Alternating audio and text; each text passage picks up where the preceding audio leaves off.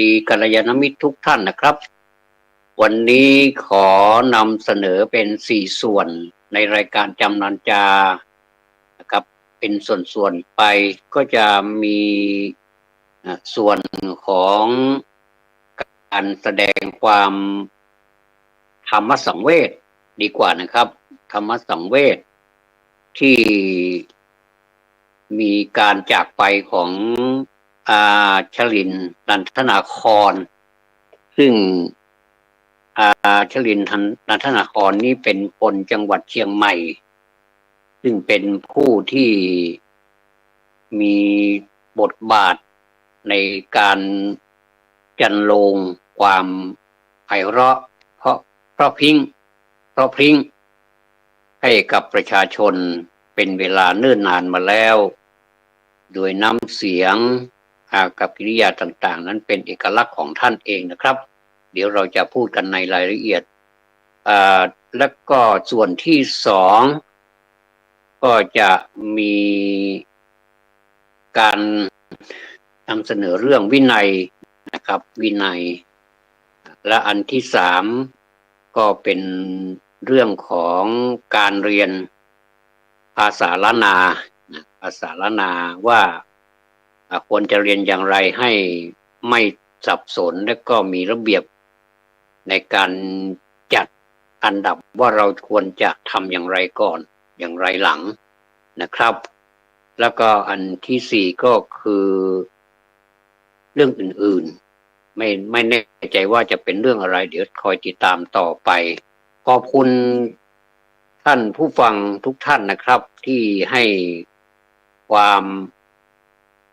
สนใจในรายการนี้ไม่ว่าจะมากหรือน้อยก็ถือว่ามีคนฟังแล้วผมมีความยินดีและก็มีจิตอันเป็นสวรรค์นะครับสวรรค์ก็คือมีความสุขแม้จะเป็นความสุขเล็กๆความสุขที่ไม่มากมายเหมือนความสุขชนิดอื่นแต่ก็ธรรมะนั้นย่อมทำให้บุคคลเป็นสุขถ้าหากว่าเราให้ธรรมะแก่ใครเมื่อไรที่ไหนจำนวนเท่าไหร่แม้แต่คนเดียวเราก็มีความสุขแม้แต่เราไม่ได้พูดให้ใครฟังแต่เราอบรมตัวเองเราพูดให้ตัวเองฟังเราทำสมาธิเราระลึกถึงคุณพระรัตนตรัยพระพุทธพระธรรมพระสงฆ์และคุณธรรมต่างๆที่สามารถช่วยเหลือเราได้ในยามที่เรามีความทุกข์ในยามที่เราหมดหวังในยามที่เราท้อแท้ในยามที่เราไม่มีอะไรที่จะเป็นเพื่อนคุยด้วยนึกไปทางไหนก็มืดแปดด้านหมดเลยอย่างนี้ธรรมะช่วยได้แม้ถึงเราผู้เดียวพูดกับตัวเองก็มีความสุขเหมือนกันนะครับธรรมะนั้นสามารถแทรกซ้อนสามารถที่จะแก้ปัญหาต่างๆได้ถ้าหากว่าเราศึกษาให้ดีนะครับในวันนี้ตรงกับวันเกิดของท่านผู้ใดมันเป็นวันคล้ายวันเกิดของท่านผู้ใดแล้วก็ขอให้ธรรมะเข้าไปในใจของท่านผมไม่มีของขวัญอะไรมอบให้เป็นชิ้นเป็นอันแต่ว่าจะขอมอบธรรมะนี่แหละเป็นของขวัญของผู้ที่เป็นเจ้าของวันเกิดวันคล้ายวันเกิดแม้แต่เกิดวันนี้ก็อวยพรได้แล้วนะครับเราไม่ใช้คำว่าอวยพรเราใช้คำว่าอวยพรก็ได้อำนวยพรก็ได้ให้มีความสุขเป็นหลักนะครับนี่ก็ล่วงเลยมาหลายวันหลังจากที่ชลินนันทนาครท่านได้จากไปด้วยวัย91ปีนะครับท่านจากไปเมื่อวันที่20สิงหาคม2567ท่านก็เกิดที่จังหวัดเชียงใหม่เมื่อวันที่1กุมภาพันธ์2476ก็บังเอิญเหลือเกินนะครับพศเกิด76พศที่เสียชีวิต67 ก็แล้วแต่นะครับเป็นเหตุบังเอิญหรือเปล่าอันนี้เป็นเรื่องของธรรมดาท่านชื่อเล่นชื่อชึงนะครับแต่ชื่อก็น่ารักดีหรือว่าไมก็ได้นะชื่อเล่นชื่อชึงหรือว่าไมชื่อเต็มตามประวัตินะครับมีชื่อว่าบุญไมนามสกุลงามเมืองบิดาของท่านชื่อบุญเกิดมารดาของท่านชื่อจันดีงามเมืองนี่ก็เกี่ยวข้องกับคนเชียงใหม่โดยตรงเพราะว่าเป็นคนเมืองก็มีบทเพลงที่ท่านได้ขับร้องขับขานเอาไว้ประมาณ1,500 กว่าเพลง1,500 เพลงในราวๆนี้นะครับถือว่าไม่ใช่น้อยเลยนะครับทั้งเพลงที่พวกเราหลายคนก็ยังไม่เกิดนะเพราะว่านับดูอายุขัยของท่านนี่91 ปีร้องเพลงมาตั้งแต่เป็นหนุ่มแล้วอย่างนี้นะครับก็ถือว่าผ่านพ้นมานานเหมือนกันอยู่คล่ำบอดอยู่ในวงการของเพลงซึ่งเพลงของท่านนี้มันมีเป็นคล้ายๆว่าเป็น2 มิติก็คือเป็นทั้งลูกกรุงแล้วก็ลูกทุ่งแล้วก็สำนองเสียงเอื้อนเอ่ยเป็นที่ประทับใจนะครับเราก็ได้สูญเสียศิลปินแห่งชาติไปแล้วท่านเป็นนักร้องเป็นนักแสดงเป็นผู้กำกับภาพยนตร์ตลอดถึงไต่เต้าขึ้นไปเป็นผู้อำนวยการสร้างภาพยนตร์ชาวไทยได้รับการยกย่องจากคณะกรรมการวัฒนธรรมแห่งชาติเป็นศิลปินแห่งชาติสาขาการแสดงวงเล็บเพลงไทยสากลขับร้องประจำปีพ.ศ. 2541ครับอันนี้ก็ถือว่ารางวัลนี้ก็หลายคนก็มีความปรารถนาอยากได้ถ้าใครได้นี่ก็ถือว่าเป็นเกียรติแก่วงตระกูลครับเราก็เอามาเล่าสู่กันฟังมีเพลงหนึ่งในหลายบทเพลงใน 1,500 เพลงนั้นจรินทร์นันทนาครที่ผมขอเรียกว่านั้นเพราะว่าจรินทร์นั้นอ่อนกว่าคุณแม่ของผมไปประมาณ4 ปีนะ4 ปีครับคุณแม่95กับ4 เดือนจรินทร์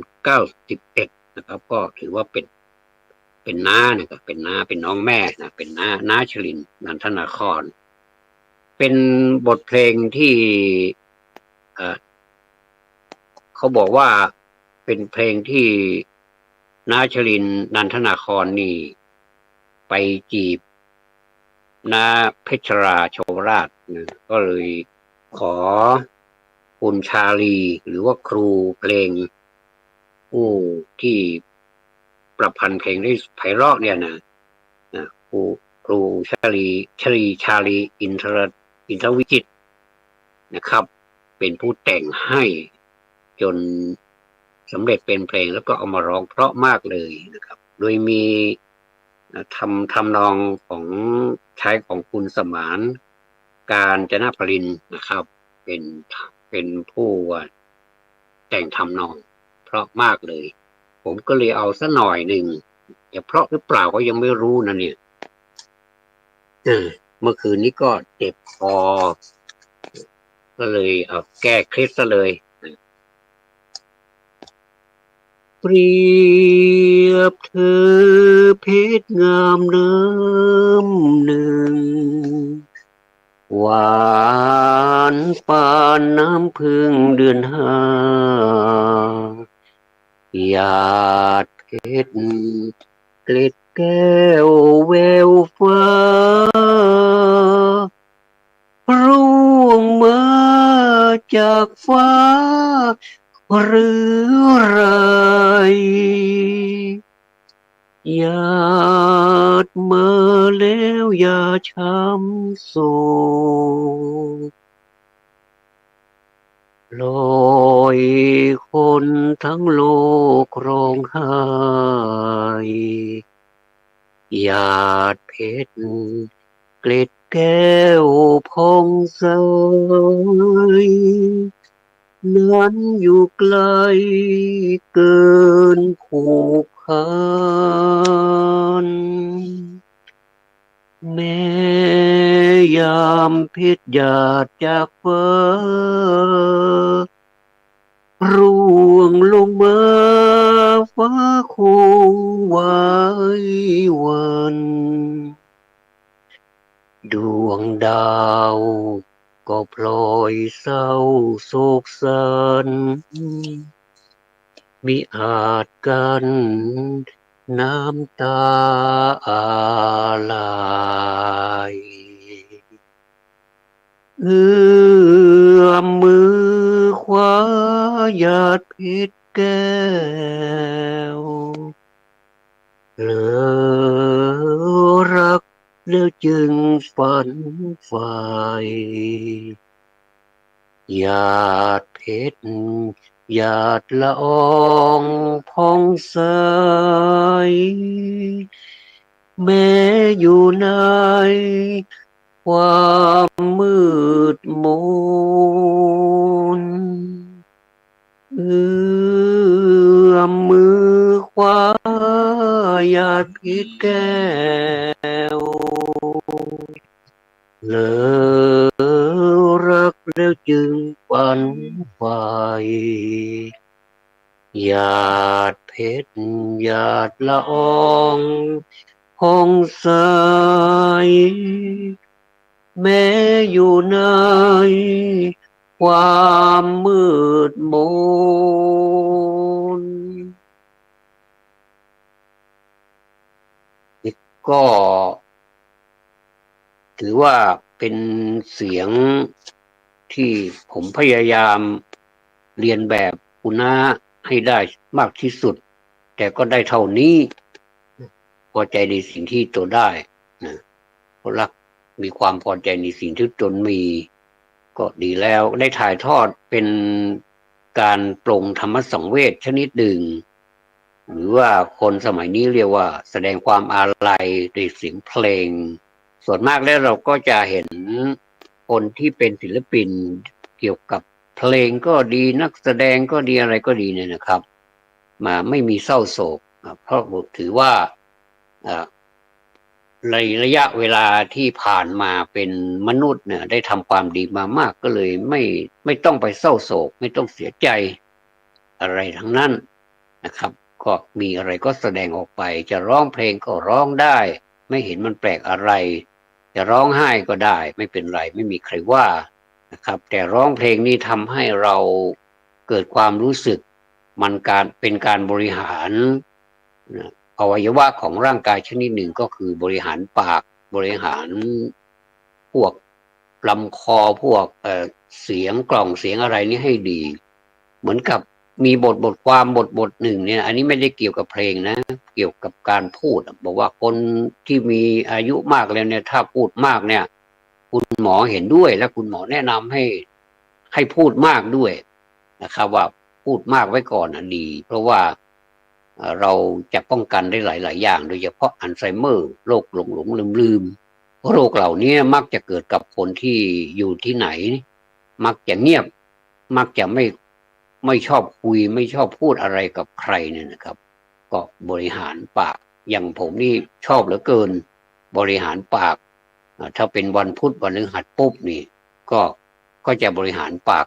ประมาณ1 ชั่วโมงแล้วก็อยู่ที่บ้านผมชอบอ่านหนังสือที่ออกเสียงเพราะว่าเราก็จะได้ใช้เสียงของเราเป็นการบริหารอวัยวะปากของเราไปด้วยเนี่ยนะครับอันนี้คือผมเห็นด้วยนะครับการบริหารปากด้วยการพูดแม้แต่ครูบาอาจารย์เนี่ยนะที่หลายๆท่านเนี่ยเป็นครูบาอาจารย์เคยสอนมาก่อนตั้งแต่ชั้นอนุบาลมาแล้วล่ะจนถึงระดับมหาวิทยาลัยเนี่ยนะครับท่านเหล่านี้ก็ส่วนมากจะอายุยืนแล้วก็ไม่ค่อยเป็นโรคอัลไซเมอร์เป็นโรคอื่นๆอีกด้วยเนี่ยนะครับเพราะว่าท่านอยู่กับลูกศิษย์ลูกหาได้พูดคุยทุกวันกลับไปบ้านก็ได้ ถ้ามีลูกมีหลานก็ได้พูดคุยกับลูกหลานอีกพูดคุยกับครอบครัวมันก็ทำให้ความจำต่างๆนั่นก็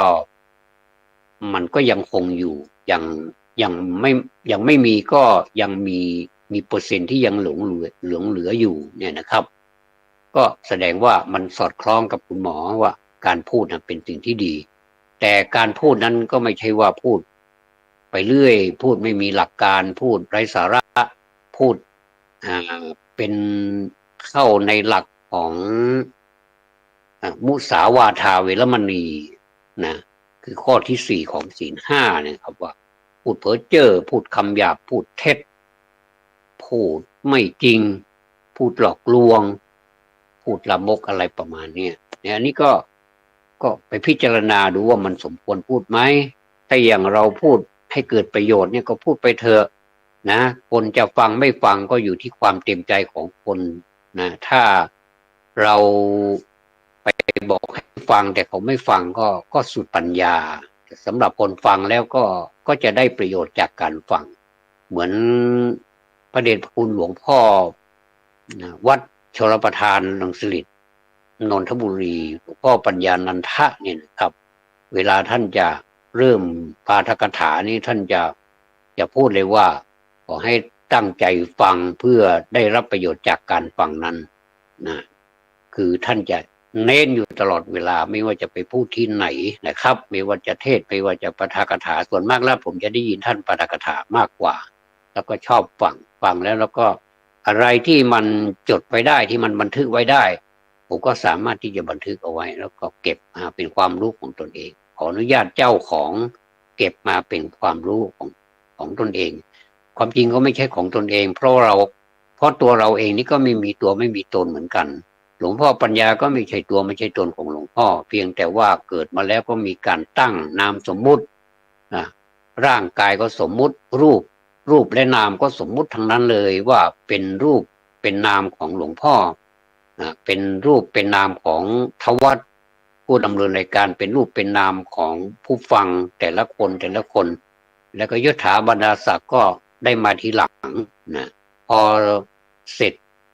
สิ้นกระบวนความหรือว่าถึงอายุที่จะต้องจากลากันไปแล้วแม้จะอยากจะขออยู่อีกสัก1 ปีก็คงจะไม่มีใครให้อยู่เพราะว่ารุ่นใหม่ก็จะตามกันมาพอรุ่นใหม่ก็พอนานไปก็จะกลายเป็นรุ่นเก่านะเป็นรุ่นเก่าแล้วก็จะตามกันไปรุ่นใหม่รุ่นเก่าก็จะตามกันไปรุ่นใหม่ตามลูกพี่ไปลูกพี่หรือว่าคนที่ทำงานมาก่อนนั้นถ้าดีเป็นประโยชน์เป็นไอดอลขอ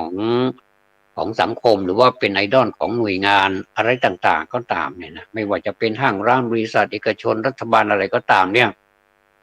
ถ้าหากว่าคนที่มาก่อนนะผู้นำที่มาก่อนเนี่ยเป็นคนที่มี power มีศักยภาพ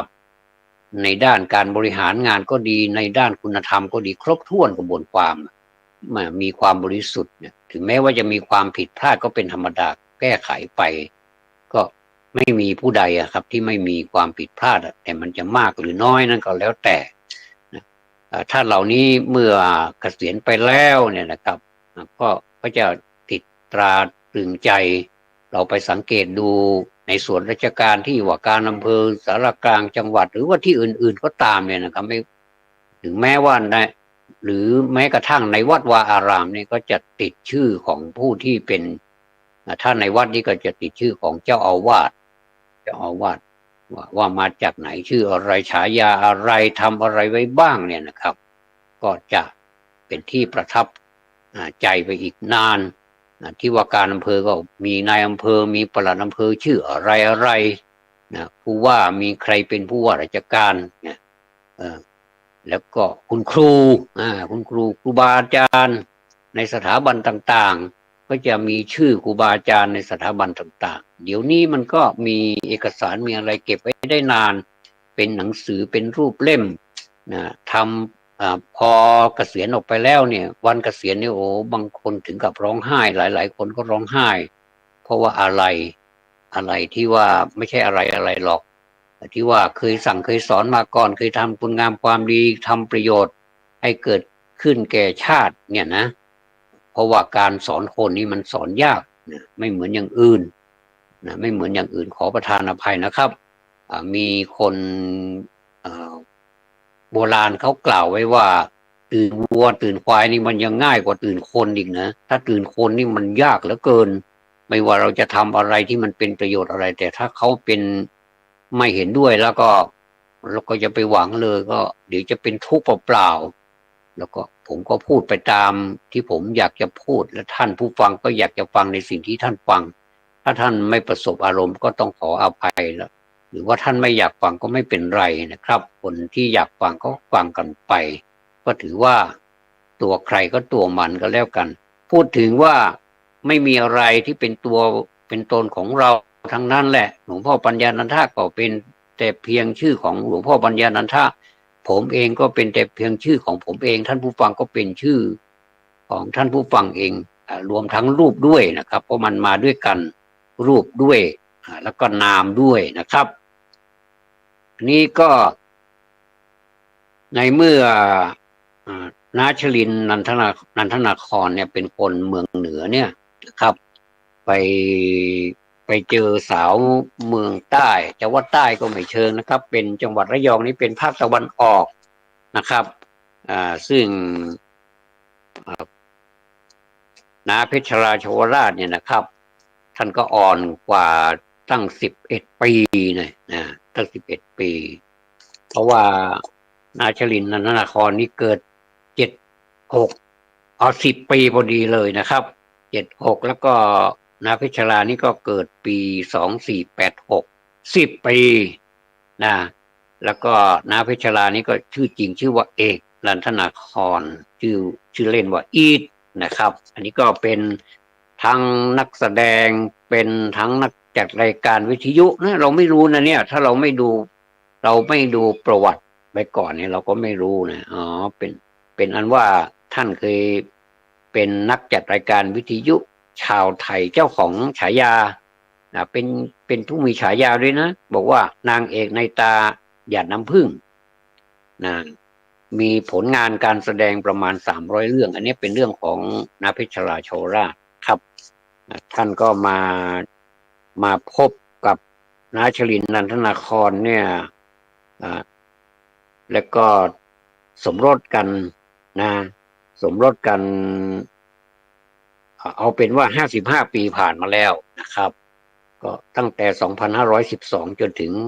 2567 55 ปีชื่อของนาเพชรราอีกชื่อหนึ่งก็คือ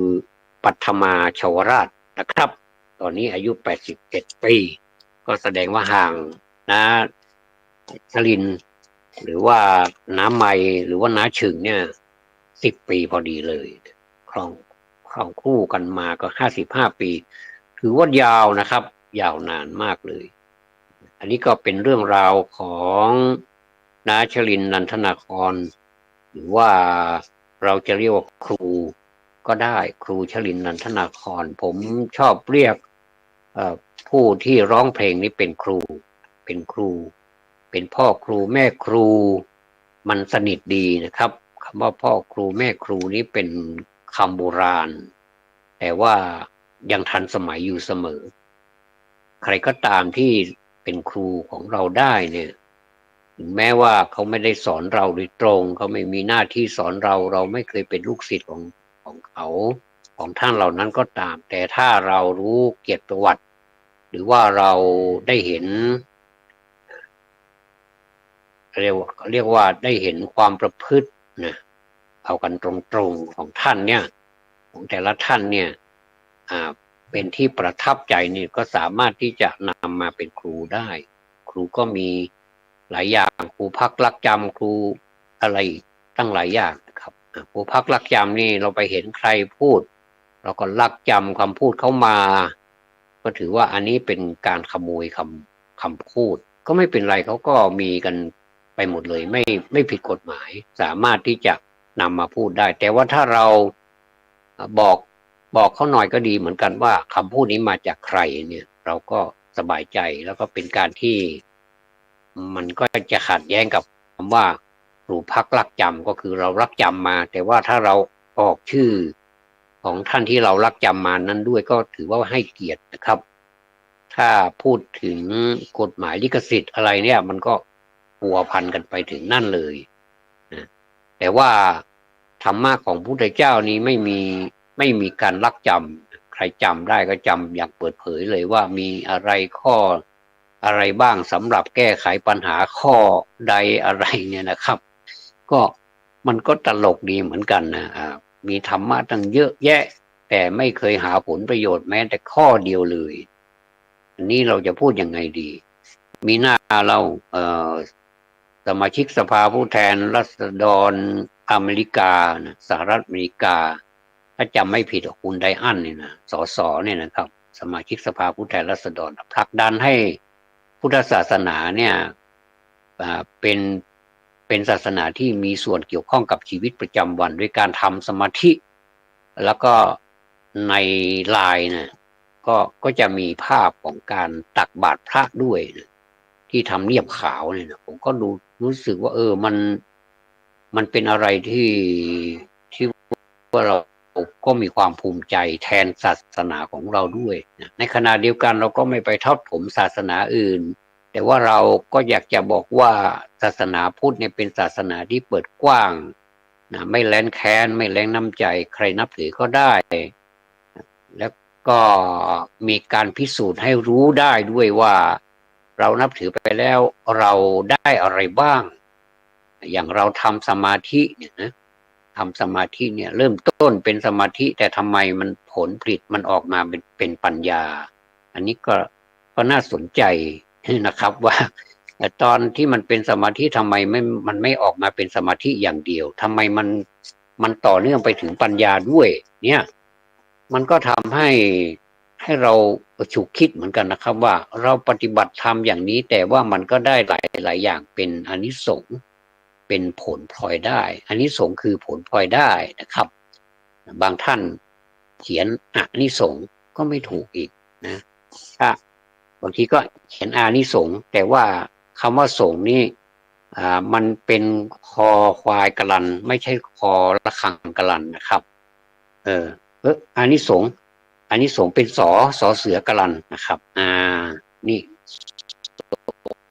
ใช่ละอานิสงส์เป็นอานิสงส์นะเพราะว่ามันเป็นคำพ้องเสียงแต่ว่าเวลาเขียนนะอานิสงส์นี่เป็นตัวสุดท้ายก็คือสะกดด้วยสอเสือแล้วก็กะลันอันนี้ก็แทรกภาษาเข้าไปด้วยหน่อยนึงนะเราช่วงที่หนึ่งผ่านไปนะครับขอให้ดวงวิญญาณของคุณครูนะพ่อครูหรือว่านาชลินนันทนาครที่ผมขอเรียกเนี่ยนะไปสู่สุคติสัมปรายภพสมดังความมุ่งมั่นปรารถนาของเราทุกคนนะครับต่อไปเป็นเรื่องของวินัยเมืองไทยของเราเนี่ยนะมันพรั่งพร้อมเกือบทุกอย่างเลยนะครับเกือบทุกอย่างเลยทำไมถึงพูดอย่างนั้นเพราะว่าอะไรที่เขามีในต่างประเทศเนี่ยเราก็เอามาหมดเลยนะบางทีก็เอามาทั้งยวงบางทีก็มาบางส่วนนะมันมาในรูปแบบของวัฒนธรรมบ้างมาในรูปแบบของสิ่งของเครื่องใช้ทันสมัยเทคโนโลยีต่างๆคำพูดคำจาภาษาความเรียกว่าการนุ่งห่มประเพณีต่างๆมันก็เราก็เลยกลายเป็นพหุวัฒนธรรมก็มีวัฒนธรรมเยอะแยะจะไปภาคไหนก็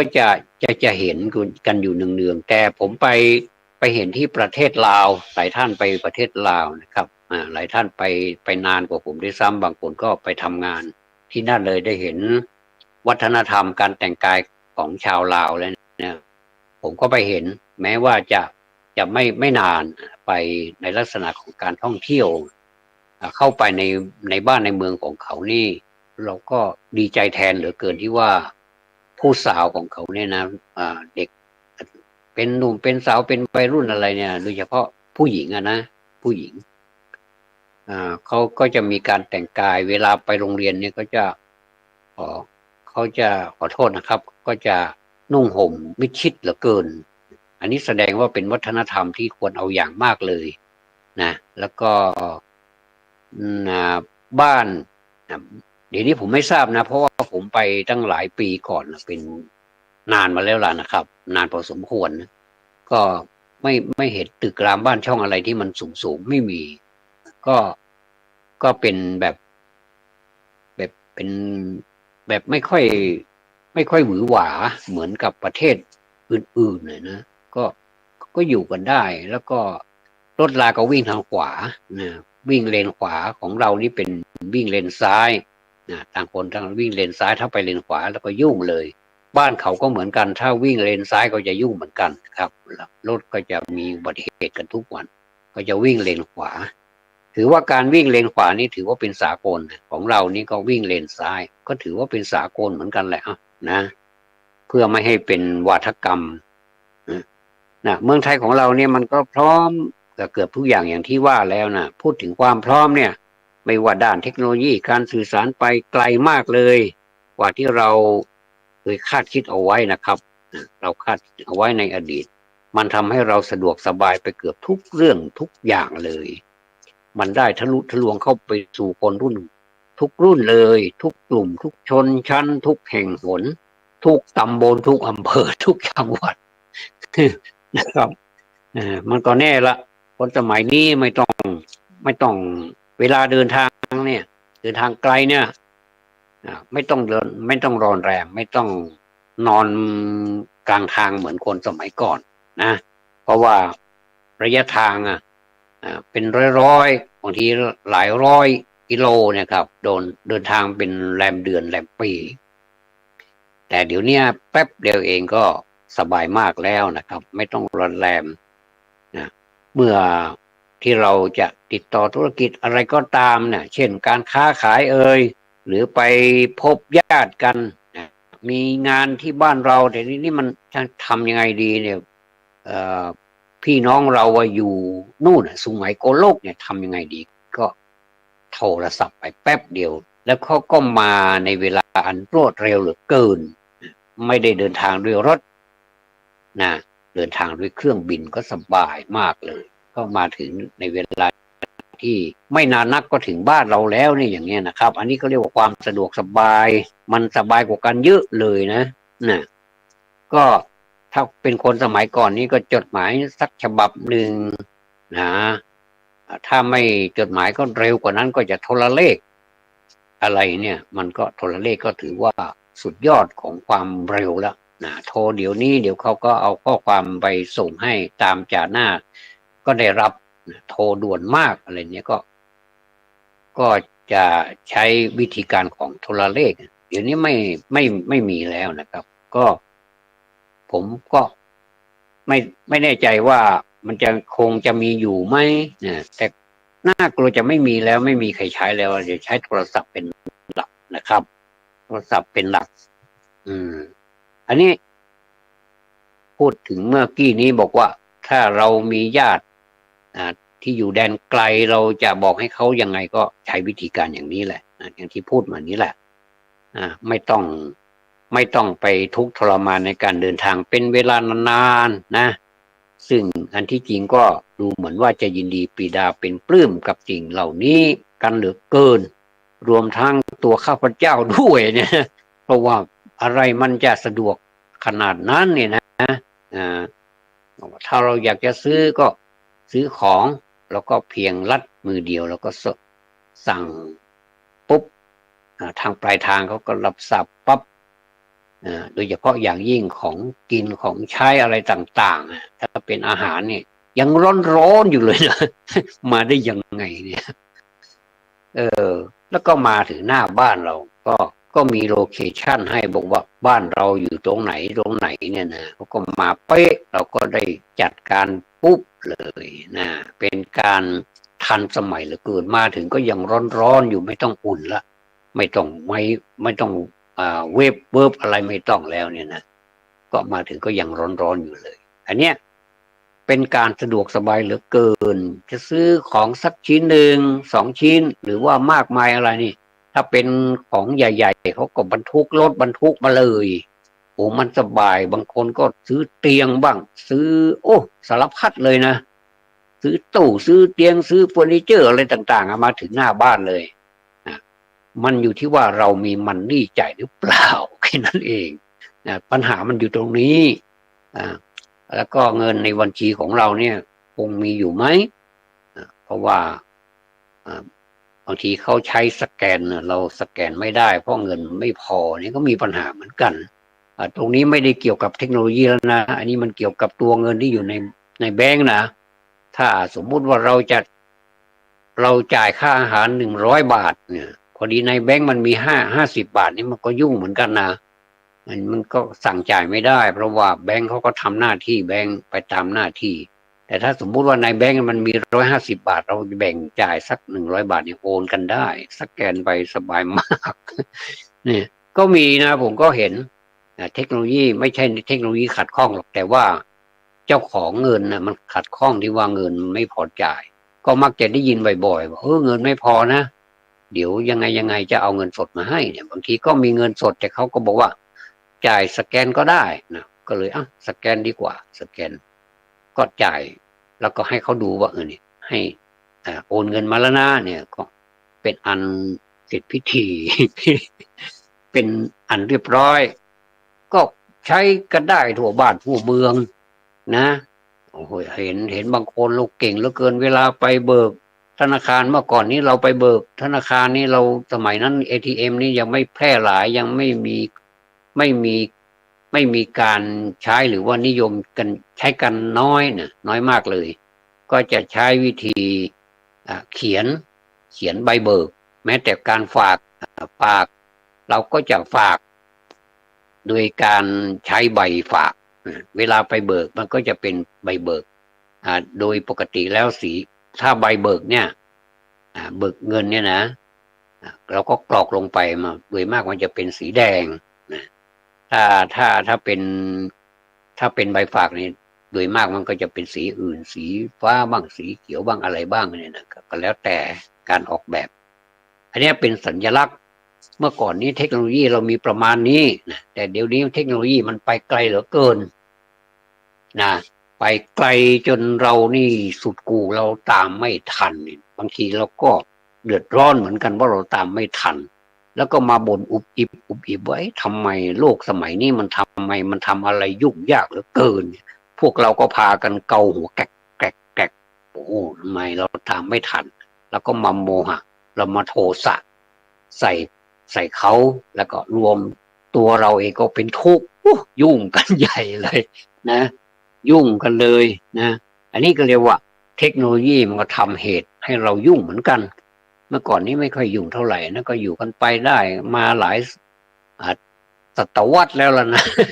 แต่ตอนนี้นะไม่ได้เลยถ้าไม่รู้เรื่องโทรศัพท์ไม่รู้เรื่องมือถือเลื่อนไม่เป็นอ่านไลน์ไม่ออกอะไรโดยเฉพาะอย่างยิ่งถ้าไม่รู้หนังสือนะจะไม่รู้เรื่องเลยเกี่ยวกับมือถือเนี่ยเขาอ่านว่าอะไรนี่จะถูกหลอกได้ง่ายนะถึงมีเงินตั้งเยอะแยะนี้ก็จะโดนเขาหลอกไปโดยที่ว่าไม่รู้ตัวก็อันนี้ก็ควรจะเรียนรู้ไว้เหมือนกันเนี่ยอานิสงส์ของการเรียนรู้หนังสือมันเป็นอย่างเนี้ยไม่ใช่อะไรหรอกนะ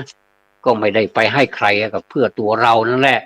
เพราะฉะนั้นเด็กๆที่ชอบโดดบ่อยๆนะโดดถ้าโดดนั่นโดดนี่ก็ไม่เป็นไรแต่ถ้าโดดเรียนเนี่ยไม่ดีนะจะบอกให้เคยมีคนที่เคยมาออกสัมภาษณ์เราเคยโดดเรียนบ่อยๆเป็นคนเกเรแต่ตอนนี้เขาเป็นคนดีแล้วนะโอ้เขามาสอนเรามานี่เราก็ขอบคุณเขานะบอกว่าความเกเรเนี่ย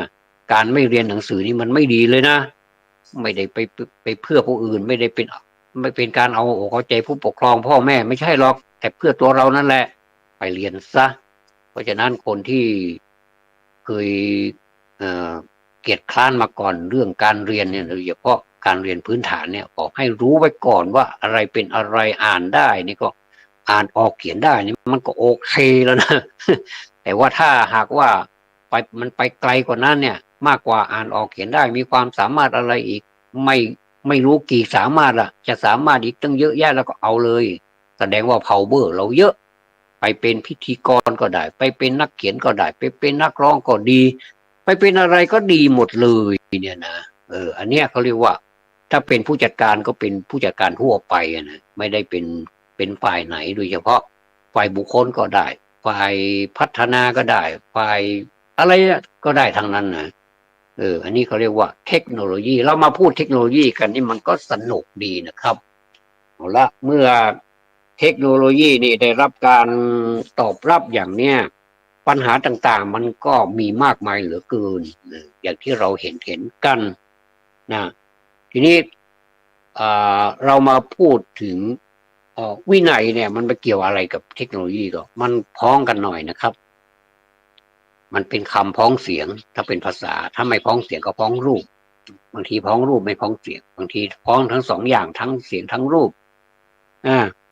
มาพูดถึงด้านความประพฤติบ้างอันนี้มันเกี่ยวข้องอะไรกับเทคโนโลยีเนี่ยเกี่ยวข้องแน่นอนเพราะว่าหลายท่านอาจจะสงสัยว่าพูดถึงเทคโนโลยีอยู่ดีๆมาเปรียบเรื่องอื่นซะแล้วอีตานี่มันเป็นยังไงเนี่ยกินยาเขย่าปวดหรือเปล่าเนี่ยผมเขย่านะเขย่าเรียบร้อยแล้วนะ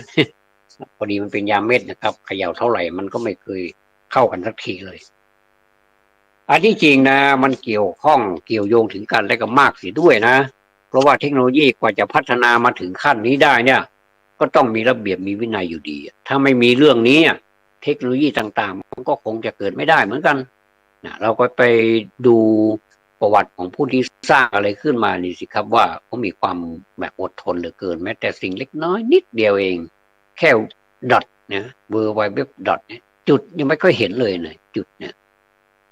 นิดเดียวเองแต่ว่าไปไกลทั่วโลกเลยเนี่ยซึ่งจุดนี้นี่แหละที่เป็นหัวใจของการปฏิบัติไปสู่ความเจริญเรื่องเล็กๆน้อยๆหยุมยิ้มนี่แหละคือที่ผู้ผลิตใส่ไว้ในเครื่องเทคโนโลยีที่ดูให้ดีเถอะนะครับในเครื่องโทรศัพท์เครื่องคอมพิวเตอร์วิทยุโทรทัศน์ล้วนแต่มีสิ่งเล็กๆน้อยๆเต็มไปหมดเลยแม้แต่เทคโนโลยีตู้เย็นเครื่องทำความเย็นอะไรต่างๆแอร์เนี่ยมันมีอะไรในนั่นหมดซึ่งเราไม่เข้าใจเลยว่าเขาใส่ไว้ทำไมแต่มันมีความหมายกันทั้งนั้นเลยแต่เราส่วนใหญ่ไม่ค่อยได้คิดว่ามันจะมีความสำคัญอย่างไรเนี่ยเห็นเป็นวิทยุมาก็วิทยุสมัยก่อนใส่ถ่านก็ใส่ถ่านเข้าไปเดี๋ยวมันก็ดังเลยเปิดดังหน่อยมันก็ดังถ้าหลีมันก็เสียงไม่ค่อยดังกลางมันก็ดังปานกลางเนี่ยอันนี้ก็เรียกว่าทรานซิสเตอร์เนี่ยต่อมาก็ไม่ใช้ถ่านละถ่านใช้ทั้งสองอย่างบางทีก็ใช้ถ่านบางทีถ้าถ่านหมดก็เสียบไฟนะมาอีกมาอีกอย่างหนึ่งก็คือใช้แบตเตอรี่ชาร์จเอาไว้ถ้าแบตเตอรี่หมดก็หมดถ้าหมดแล้วก็ต้องไปชาร์จเนี่ยมันมีตั้งหลายอย่างเนี่ยนะแสดงว่ามันมีความหมายกันทั้งนั้นเลยเราได้ใช้ที่มันสำเร็จรูปเป็นเครื่องแล้วเนี่ยเวลาเสียหรือขัดข้องเนี่ยเราก็ไม่ได้สร้างไม่ได้ซ่อมเองเพราะเราไม่รู้เราเป็นช่างใช้อย่างเดียวไม่ใช่เป็นช่างซ่อมก็ส่งช่างซ่อมเท่านั้นแหละหมดเรื่องเลยเอาตังค์ไปให้เขาซะเท่าไหร่สนุนราคาก็ตกลงกันไว้กี่วันแล้วก็ไปรับมาก็ใช้ได้เหมือนเดิมเนี่ยนะถ้ามันเละเนี่ยมันเละเทะแล้วช่างเชิงก็เราไม่สนใจแล้วเนี่ยไม่ใช่ว่าอะไรหรอกมันไม่ไหวจริงๆก็ทิ้งซื้อเครื่องใหม่ซะเลยมีตังค์ซะอย่างเนี่ยนะครับ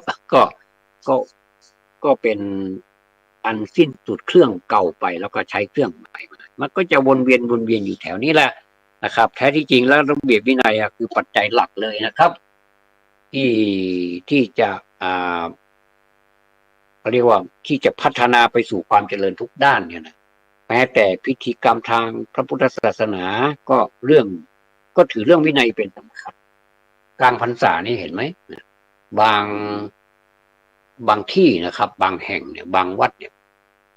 โดยเฉพาะพระอารามหลวงเนี่ยนะไม่มาการแสดงปาฏิโมกข์เนี่ยสวดปาฏิโมกข์เนี่ยจะมีพระที่มีความทรงจำแม่นแม้แต่ตัวเดียวนี่ไม่มีผิดถ้าผิดเนี่ยก็จะมีคนทบทวนให้อยู่ข้างๆอะไรบอกว่าตัวนี้แก้ไขใหม่ก็จะแก้ไขก็ไม่ได้ว่าไม่ผิดก็มีเหมือนกันบางทีก็ผิดวรรคเขาก็จะกลับมาทวนอีกเนี่ยนะครับอันเนี้ยเป็นการแสดงปาฏิโมกข์โดยเฉพาะส่วนมากแล้วก็ผมก็จะสังเกตเห็นในพรรษาก็จะมีการฟังปาฏิโมกข์แต่บางวัดหลายวัดนะครับก็จะมีการแสดงปาฏิโมกข์ในวันพระใหญ่พ ระ14-15 ค่ำนะ14-15 ค่ำที่เป็น14 ค่ำนี่เราคนเมืองเหนือเราเรียกว่าดับฝนเป็นเดือนดับที่14 ค่ำนะแต่ว่าถ้าเป็น15 ค่ำนี่เป็นทั้งเดือนแรมด้วยแล้วก็เป็นทั้งเดือนเพ็ญด้วยเดือนเพ็ญนี่ไม่มีดับไม่มีเพ็ญ14 ค่ำมันมี15 ค่ำอย่างเดียวเท่านั้นนะครับอันนี้ก็เป็นความรู้เล็กๆน้อยๆที่แทรกเข้ามานะก็จะเห็นไปประชุมสงฆ์กันในอุโบสถนะหรือว่าถ้าเป็นพระอารามหลวงเรียกว่าพระอุโบสถก็จะแสดงปาฏิโมกข์กันนะอันนี้เป็นหน้ากิจเป็นกิจของสงฆ์อันนี้ก็เป็นพิธีทางศาสนาอย่างหนึ่งจะเห็นได้จากการที่จะเริ่มประกอบพิธีอะไรก็ตามเนี่ยนะอาจจะจุดเทียนก่อนจำนวน2 เล่มธูป3 ดอกหนึ่งในนั้นก็คือความหมายของวินัยเนี่ยมันเป็นเรื่องของวินัยถ้าจะพูดไปมากแล้วก็เดี๋ยวเราก็จะแบ่งส่วนอื่นอีกนะว่ามันเป็นส่วนของภาษานะผมพูดไปแล้ว2 เรื่องนะร่วมเรื่องการแสดงธรรมสังเวชแด่ผู้ที่วายชนก็คือนาชลินนันทนาครนะผู้จากไปแล้วก็2ที่ผ่านไปยุงจกก็คือเรื่องของวินัยโดยเริ่มต้นในเทคโนโลยีแล้วก็มาโยงถึงกับวินัยด้วยต่อไปก็จะเป็นส่วนที่3เรื่องภาษานี่มันต้องใช้เสียงในฟิล์มเพราะว่าเป็นภาษาล้านนานะเป็นภาษาล้านนาจะมีทั้งเสียงภาษาไทยภาษาล้านนาด้วยนะครับผสมกันไปก็ม่วนไปแยกอะเนาะเนี่ยได้มันเนาะภาษาล้านนานี่นะภาษาล้านนานี่เป็นภาษาเมืองที่เขาอู้กันถึงวันบอกว่าเขาจะกินข้าวเขาก็จะกินข้าวนึ่งเป็ดลักข้าวเจ้าก็มีพ่องผมนี่ก็จะเป็นรูปผสมนะผสมข้าวนึ่งข้าวเจ้านะก็ถือว่าข้าวนึ่งข้าวเจ้าก็เป็นข้าวเหมือนกันนะก็กินแล้วมันก็อิ่มท้องเหมือนกันกินเรียบร้อยแล้วก็อิ่มสมัยก่อนนี่ถ้ากินข้าวนึ่งนี่เปิ้นก็เป็นปกติธรรมดามันมีไผ่โจมสักโคนนะว่ากินข้าวนึ่งแล้วมันคลายรับแต่สมัยนี้บอกกองกระแสมันบอกว่าถ้ากินข้าวนึ่งแล้วมันมักจะคลายรับเนี่ยก็เลยเฮียนกันไปเป็นปุ๊กเป็นแถวอยู่ในวินัยบอกว่าคนนั้นคนตั้งหน้าว่ากินข้าวแล้วมันง่วงมันคลายรับมันซึมเนื่องจากว่าข้าวนึ่งนี้มันแน่นก็จะมีส่วนอยู่แต่สมัยก่อนผมเคยได้ยินนะบ่เคยได้ยินสักเทื่อว่าคนเฒ่าคนแก่คนสมัยก่อนเพิ่นเรียกว่ากินข้าวแล้วมันคลายรับมีอันนั้นมันเป็นนิสัยส่วนตัวของคนคลายรับกินข้าวเจ้าก็จ้างบ่กินอย่างก็จ้างเท่าถือเวลามันถึงคลายรับเตื้อนั่งอ่านหนังสือจะได้เป็นหนังสืออ่านนั่งดูทีวีจะได้เป็นว่าทีวีพอคนดูไม่ใช่ดูทีวีสักกรรมเนี่ยเป็นว่านั่งหลับก็งกมันโคกมันฉับบอกปากสักกรรมนั่งหลับก็งกอันนี้อู้ถึงภาษาเนี่ยนะครับภาษาล้านนาเป็นภาษาที่มีความพิเศษหลายอย่างเป็นเอกลักษณ์เฉพาะตัวผมอยากจะมาอู้นี่ก็ท่านก็บหันว่าอย่างนี้อย่างใดแต่ว่าจะอู้เป็นหลักการกว้างๆให้ฟังต้านบ่ได้เพื่อมาย้ำกันหลายท่านนั้นที่หูอยู่แล้วก็ขอสุมาตุยนะครับมาได้เอาเปล่ามาขายสวนสำหรับคนที่บอกงูนั่นก็พึงหูดังต่อไปนี้นะครับว่าการเขียนตัวเมืองหรือว่าภาษาล้านนาเนี่ยมันเขียนมาเหมือนเปิ้นเขียนมันกันนะมีปากกามีดินสอมีสมุดมีเหมือนกันนะแต่ว่าเวลาเขียนนะครับข้อสังเกตที่ดีที่น่าจะจดจำอันดับหนึ่งก็คือการเขียนใต้บรรทัดคือเขียนปื้นบรรทัดถ้าส่วนมากในภาษานี้เพิ่นจะเขียนบนบรรทัดเนาะบนบรรทัดภาษาไทยก็ตามอย่างก็ตามนี่เพิ่นจะเขียนบนบรรทัดแต่ภาษาล้านนาของเฮานี่แปลกประหลาดก็คือเขียนรูปบรรทัดมันก็ดีไปอย่างจ้ะนี่คือแปลกที่หนึ่งนะว่าเป็นได้เปิ้นบ่นิยมเปิ้นอย่ามาเขียนบนบรรทัดก็ครูบาอาจารย์สอนมาอย่างนั้นคือเขียนรูปบรรทัดเฮาก็เลยเขียนรูปบรรทัดแล้วมันเป็นยังไงเฮามันก็เป็นยังไงแล้วมันก็เป็นตัวหนังสือไปลองมันก็บอกแปลกตรงไหนแต่ว่ามันย้ายตี้บ่ได้มันย้ายตี้จากบนบรรทัดมาเป็นรูปบรรทัดเขาเรียกว่าใต้บรรทัดนี่นะ กันและเป็นไทยไอ้พ่องเป็นเมืองไอ้พ่องซูนสันกันไปอย่างนี้แหละนะมันม่วนดีนะมันเหมือนปอยหลวงวังสะแกงนะกันเนาะย่ำสตีไงเกือบจะตีลูกกุยหมูแล้วเนาะผู้จารนันจูเป็นคนสุมาโคตานนั่นนะครับอย่างเงี้ยมันม่วนดีบ่ได้ใจอย่างเก่าถ้าเรียนภาษาล้านนาเนี่ยมันม่วนอย่างอี้บ่ได้แล้วก็ตัวหนังสือมันก็ไม่จะเหมือนภาษาไทยมันบางทีมันคล้ายๆบางทีมันคล้ายๆอย่างสระเอเนี่ยนะครับสระเอนี่